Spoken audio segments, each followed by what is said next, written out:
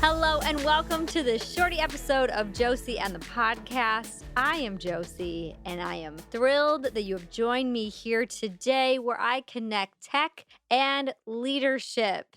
And this show would not be possible without my friends from Campus Sonar, a social listening agency for higher education. Here's a reality. The internet is real life, which means the perception of your campus online is reality. But do you know what your reality is and if it actually aligns with your strategic initiatives? The great news is social listening can help answer these questions that you may have about your campus's online conversations, both what people are saying to you when they tag you, as well as when they don't, and how to incorporate insights from that conversation right into your institution's goals. And getting started doesn't have to be a huge investment of time or money. Campus Sonar, a higher ed social listening agency and sponsor of Josie and the Podcast, has the goods to help you get started. Whether you're just looking to read up or want to try a low-cost introductory project, learn more at info.campussonar.com/podcast. Today on this podcast, I am going to be digging into something that's been on my mind and I think would also be on the minds of those that serve in these positions. Is social media sustainable for campus executives?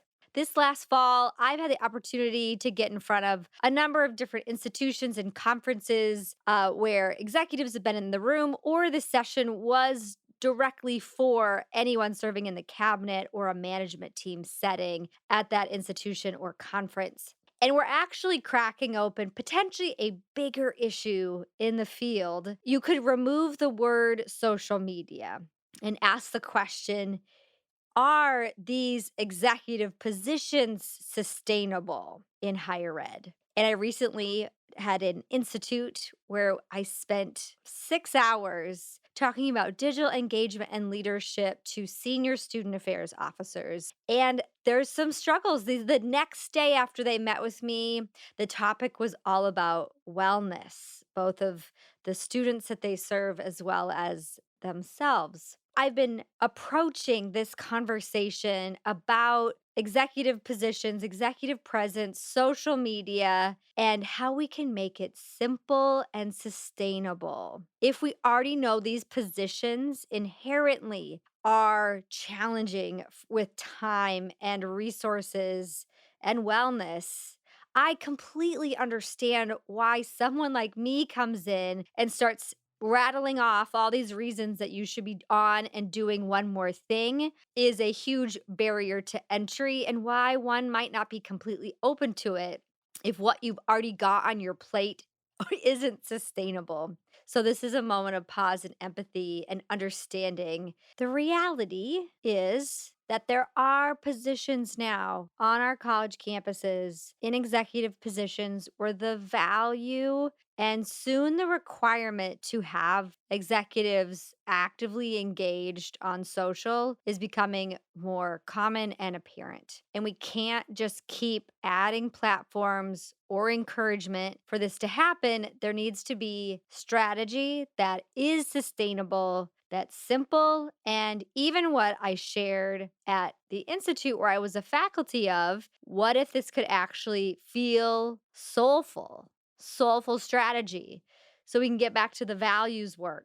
We can't afford to be on these tools, no matter if you are a vice president or you're running social within your department. I think it's a huge shift that we need to have is while these tools are free, our time is not. Having the concept of I'm going to get on Instagram and be active and engaged, but not have a plan and a way to measure it and an insurance to make sure your plans are aligned with some other strategies and goals that you have going on in your institution or even in your life, I could see where things would feel misaligned and that it's not sustainable to have as an executive. So I'm here to give some guidance that for some, Presidents, deans of students, provosts, what we have found so far is a lot of folks, activity is part of your DNA, that you are naturally open to sharing and documenting. You're a great storyteller. It's one of your skill sets. So you have already been attracted to and been active on these platforms. But even with my research, what I have found, those that are just naturally drawn to these platforms and are showing up in a really natural way,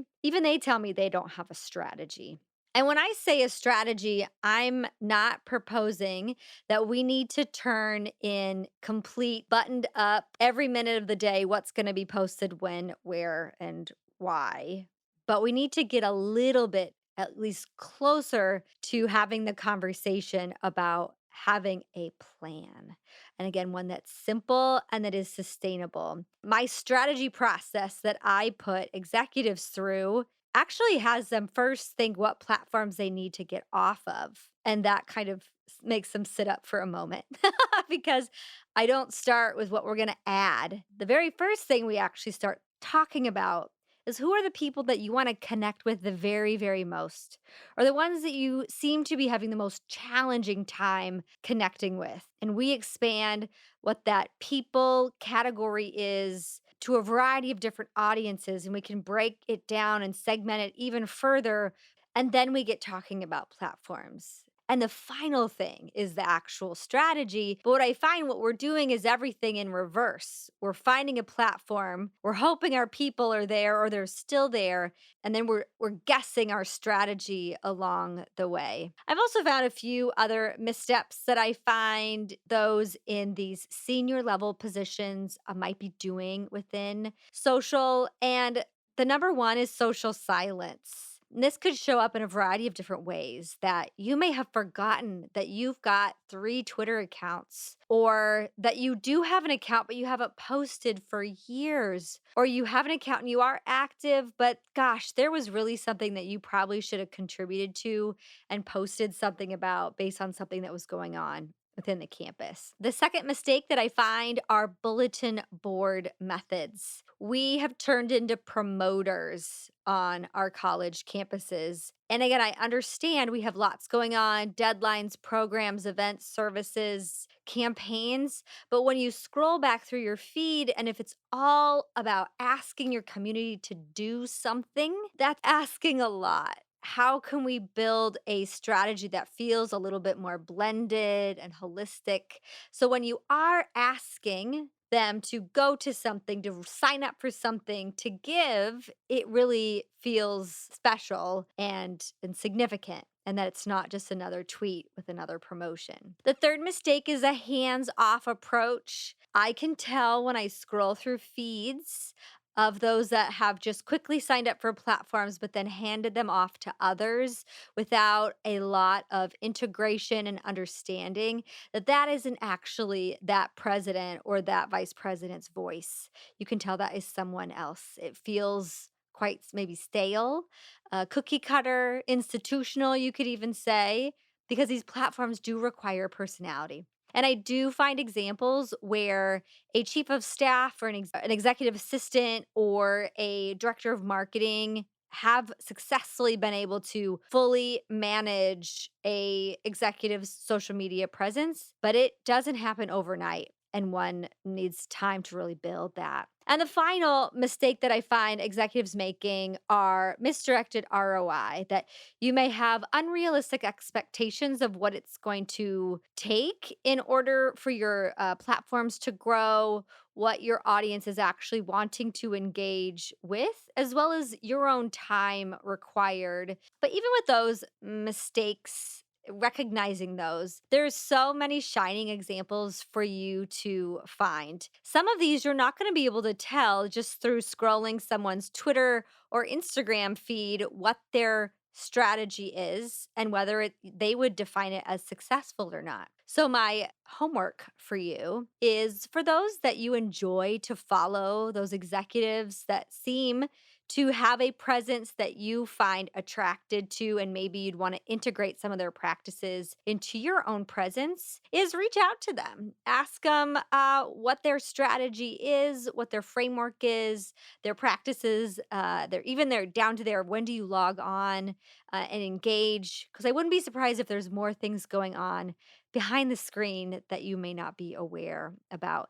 I think it's more and more important that executives from the peer level, as well as those that are marketing and communication professionals, we need to be able to share what our current practices are that we can continue to try to make them more sustainable. I have a few examples that I'd like to share of folks that I've worked with in the past, what their strategies have been. Because I also recognize as you maybe enter your first executive position or you're transitioning to a higher level or you're preparing to move into one of these executive roles, there's a lot to consider. I'll include the folks that I'm going to talk about, their contacts in the show notes. A number of these professionals, I facilitated a panel at the NASPA annual conference in Los Angeles last spring. And the session was called Next Gen VPSA. So it's Vice President of Student Affairs. And it was all about their digital practices and their intentionality and strategies behind their digital presence, but as well as how they're approaching their vice president positions and what that's going to look like going into the future.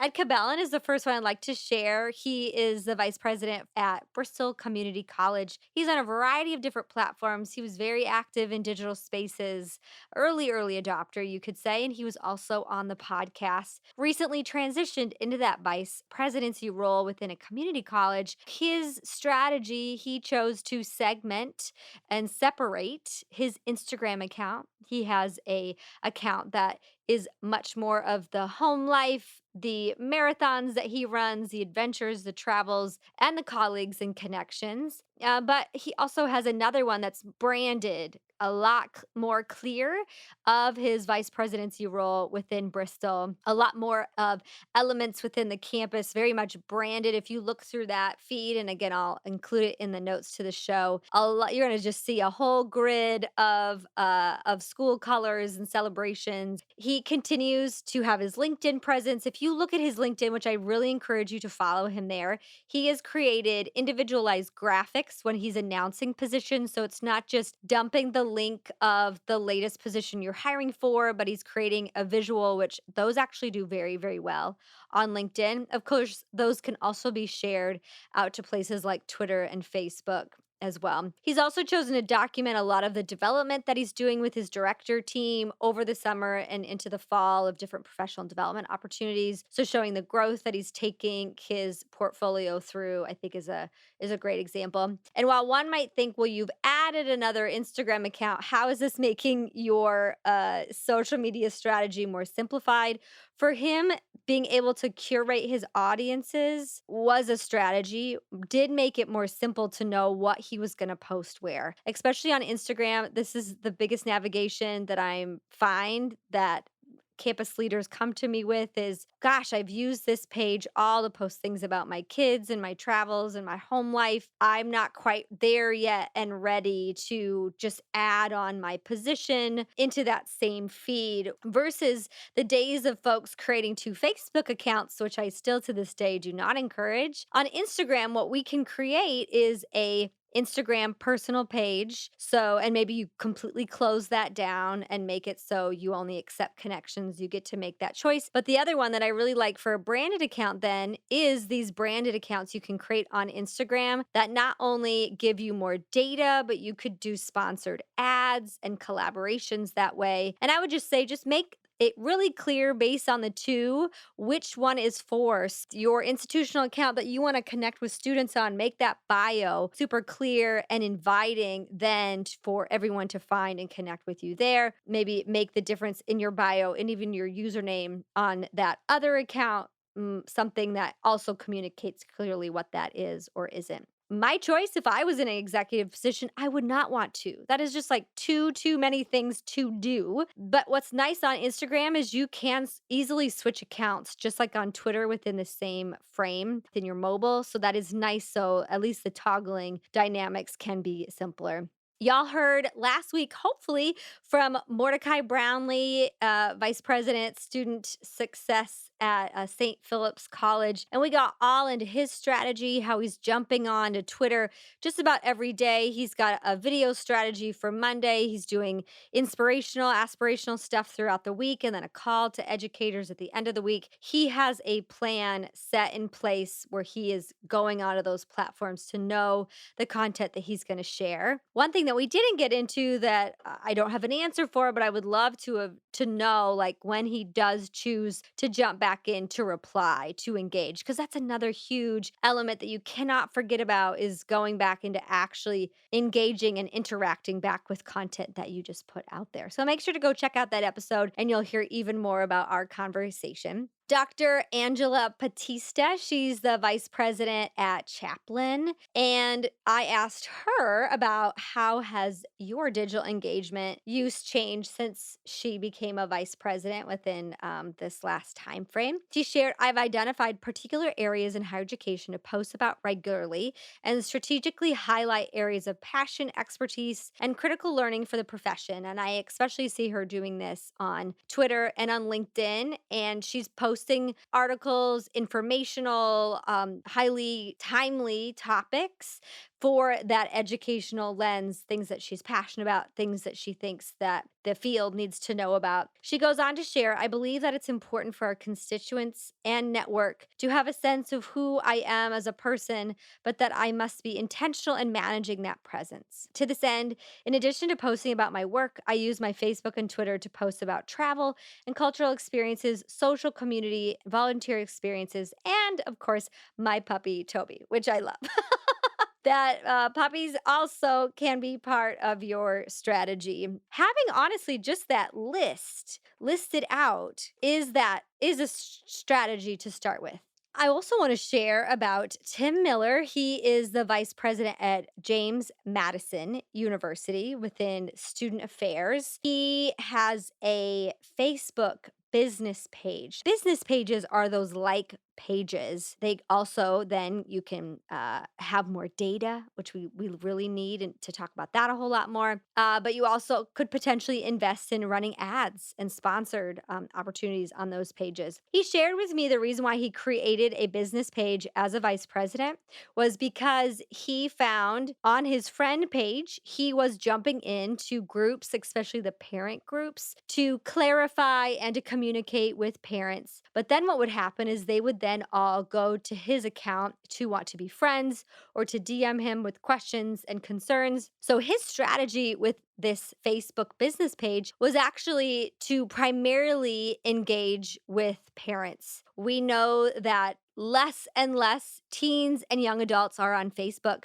but we have a whole lot of users that are fall into that adults category, and especially those that are our family members and parents, and even alumni and community members. Business page, Facebook page is all for those audiences, especially for parents.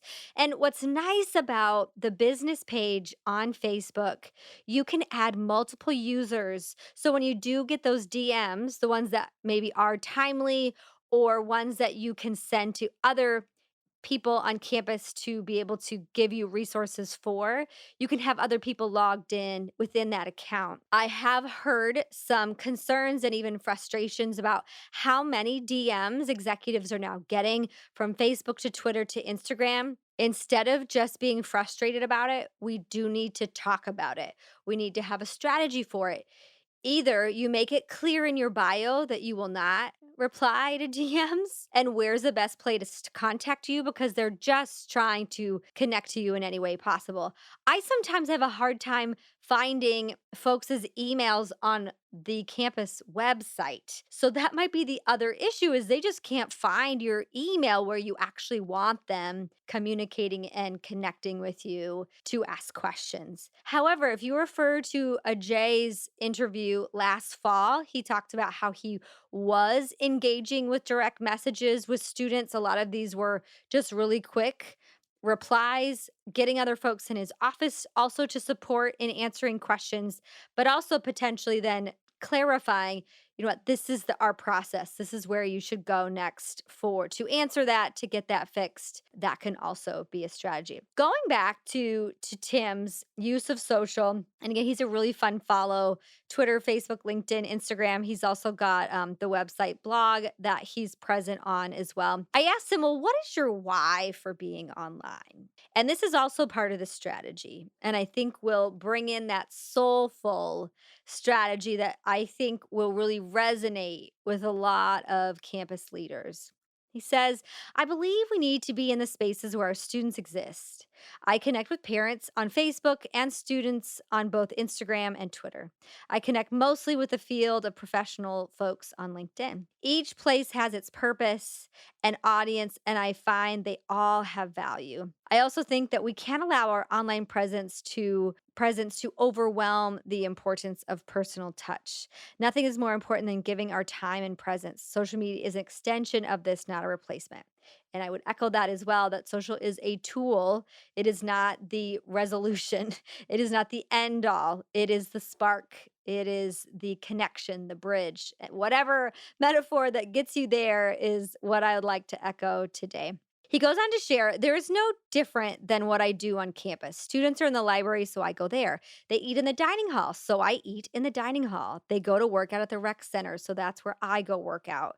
We need to be where our community is so we know what's going on with them. And these are all student affairs, student services vice presidents who are primarily here to serve students. And I get a lot of pushback by those that might be in academic affairs or other areas where students might not be your primary audience. They should be a primary objective, but they may not be the ones that are in the front lines that you are trying to connect with the most.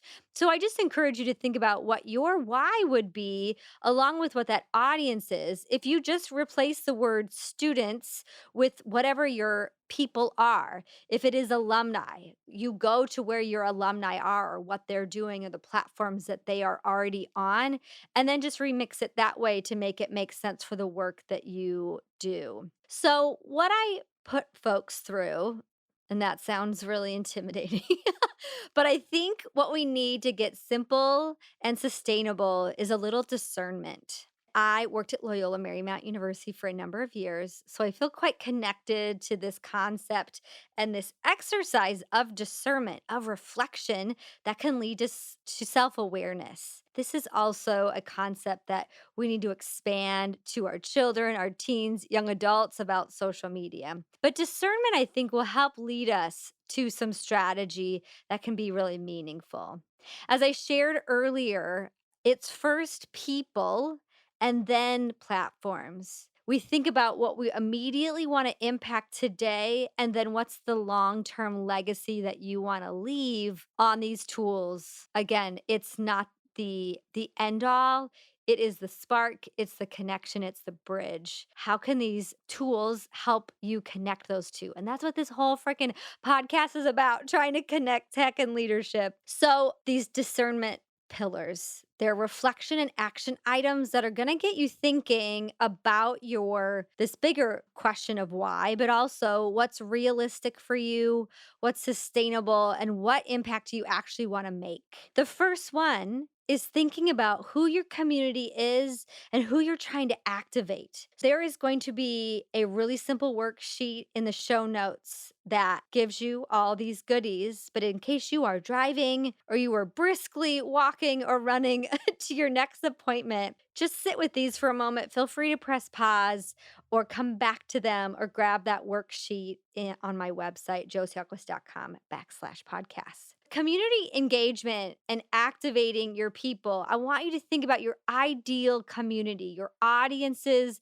the stakeholders, the faces that you need to consider. As I shared at the beginning, start macro and then start to break those down into micro communities, as specific as you can. The second part of these discernment process for digital leaders is thinking about platforms. First people, then platforms. Knowing who the people are you want to connect with, let's think about the available platforms. With those audiences in mind, are there natural fits? So, for example, we know Facebook is down, not as popular with teens and young adults. Instagram. Instagram is going to be widely popular with teens, young adults, alumni, young alumni, and cool adults. And then when we start to think about these people and platforms, then you start to gain knowledge about what is already common for engagement practices on these platforms to see if it's a fit within you. Maybe you already know that you really love taking photos and videos, or maybe more of the written word is your jam. We want to first start you on a platform that calls to your existing skill set. It'll give us a little bit less of a learning curve to at least get you going on and or know the things that you would need help with. Maybe your photo taking skills do suffer. This is a really great opportunity to include someone else in your strategy. Is there someone else in your office that you could task as your photographer? Do you have a campus photographer that tends to be at most of your events? Get their number, get their email, and get a process set up for them to send you photos quickly in the event, after the event. Again, get someone from your office at that event or meeting or function to be the one to capture it. Because honestly, we don't want you taking photos throughout your day, all day, every day. To mention, we need to be present in those intimate and meaningful moments day to day. So there's even a further advantage to get someone else involved in that type of strategy. The third part is called real-time contribution. What is the impact you want to make today, this week, this semester, in a shorter period of time? This gets you thinking about what is the types of content, the types of moments and experiences and messages that I want to share immediately that will hopefully make that impact. And you can think about things that are coming up on your campus in your own life. That'll get you thinking about what's that short term strategy. And then long term is intended purpose. What is the long term legacy impact that you want to make? It's going to answer the debate whether social media is actually worth your time and investment, because we're going to ask you to declare what would make it worth it. And you can get as specific as you'd like and aspirational that you're going to increase enrollment by a certain percentage. You're going to increase a certain amount that you're going to be able to bring in fundraising because of the relationships you'll build and connections through these platforms. That you'll know 10 more students each semester. You'll know their names and you'll have them come up to you because that you were on these platforms. I challenge you to go as get numbers involved, because that's where we can start to track. There are ways we can track it, both traditionally on these platforms using analytics, but also maybe some more creative means. I think it's really important that this strategy isn't just the what we're going to be posting every single week, which is that third pillar. We got to have some longer metrics that we're looking at that will make us answering the question, is this worth my time? It'll make it more worth it. I really believe that. So the second activity, and that isn't like, okay, you go through those pillars and you're going to have all the answers to the world, right? That is just one exercise. And I encourage you to do that with your teams, with your chief of staff, assistants, your marketing vice president to help start to build conversation around it. But if you want to get really basic, your terms and agreements for social media as a campus executive, the second part of the worksheet is a recipe. It is a simple and sustainable strategy. And you're going to answer these questions. I want to connect the most with this audience. Fill in the blank. My primary goal is to fill in the blank. I will contribute on the following platforms this many times per and fill in the blank day, week, month. If needed, fill in the blank, can provide hands on technical support. I will not commit time to the following platforms. Fill in the blank is my support person for my social platforms. Define social support however you would. And a couple more. I will reevaluate this plan on this date to review growth and future changes. And then finally, what else do I need at this time to accomplish this strategy? It can be as basic as that. Sign that piece of paper, agree it to yourself. You've gone through that discernment exercise and you're like, "Oh yeah, for sure I am not touching TikTok. I'm closing my Instagram accounts, but I am going to double down on LinkedIn and Twitter because that's where my audience is. I think that's where I can make the best impact and we can make it as simple as that." And now I have solved world peace. I would love to hear some of your answers, what those exercises maybe had you consider and think about. Again, you can find that worksheet in the notes to the show. These are just a couple examples of what I do when I am brought in to a campus or a conference to facilitate digital leadership and engagement conversations at the executive level. But with the clients that I have as their executive coach, this is also just one slice of the experience of working with me. It's not as simple as teaching you how to use Twitter. We have to build a rationale and tap into some of that heart and soul work that we already really love in higher education to make it sustainable, and having the commitment to say how we can make it simple, how we can remove distractions and barriers based upon feelings we might have that we need to be on other platforms, but also just really clear directions for short and long term, I think is so critical.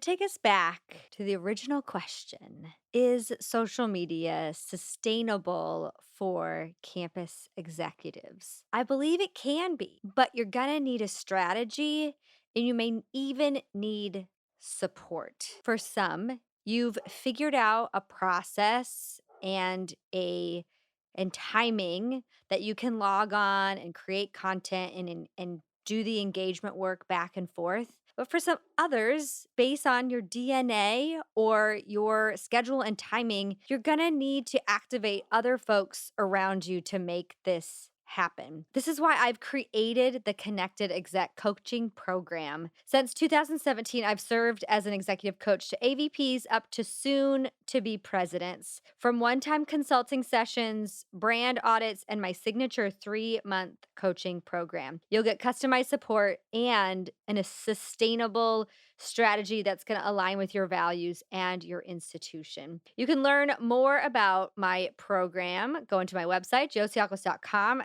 Top menu, click that coach button, or just email me to get the ball rolling at josie@josieahlquist.com. I also have a Facebook group called the Connected Exec Community, and I jump on to do trainings about once a month. We have lots of conversations with resources and shout outs and features so you can learn from your peers as well as me. Find that on Facebook. Just search the Connected Exec Community. I'll also include the link in the notes to the show. I hope that this shorty has given you fuel for conversation, for philosophy, and a moment of pause as we get closer to the close of the year, of the semester, of the quarter, whatever you are in, that it is okay to take that pause button on social to come back more purposeful. That will be simple, sustainable, and possibly even soulful when you know all those metrics are going to align for life, living, and leadership. In close, I want to send an announcement and a thank you out to the airwaves because the podcast hit quite a big milestone, and how fitting that it happened recently here in November, a month of gratitude and thankfulness. The podcast passed 25,000 downloads. And I sure know that's not some viral stats that some podcasts may hit, but I've purposely made this podcast and all the work that I do clearly focused on higher education within social and leadership. So I am thrilled and I am celebrating. So thank you if this is the first episode that you've checked out or you have downloaded a whole bunch of those. I want to really give my big heart hands appreciation your way. I could not have done this without a few folks over the years. This last year, Shaquila Todd has been my right hand woman behind the scenes with lots of things that I do, especially helping me produce the podcast. My partner, Lloyd, who helps me edit, especially these shorty episodes. And then, of course, Campus Sonar, the entire family there that have made this show a reality with their support and sponsorship. Please subscribe to Josie and the Podcast so you don't miss any future episodes, and click that share button to share with your colleagues, friends, heck, maybe even your family. I would also be thrilled if you enjoyed the episode to leave a review in iTunes or any of your favorite podcasting platforms. If you're interested in learning more about my speaking, coaching, or consulting work on digital leadership and higher ed, or my research or publishing, check me out at josieahlquist.com. Find me on Twitter or Instagram at Josie Ahlquist. You can also connect with me on Facebook and LinkedIn. Just search my name. Sending digital hugs, loves, and waves to whatever corner of the world you're listening in from. This has been Josie and the Podcast.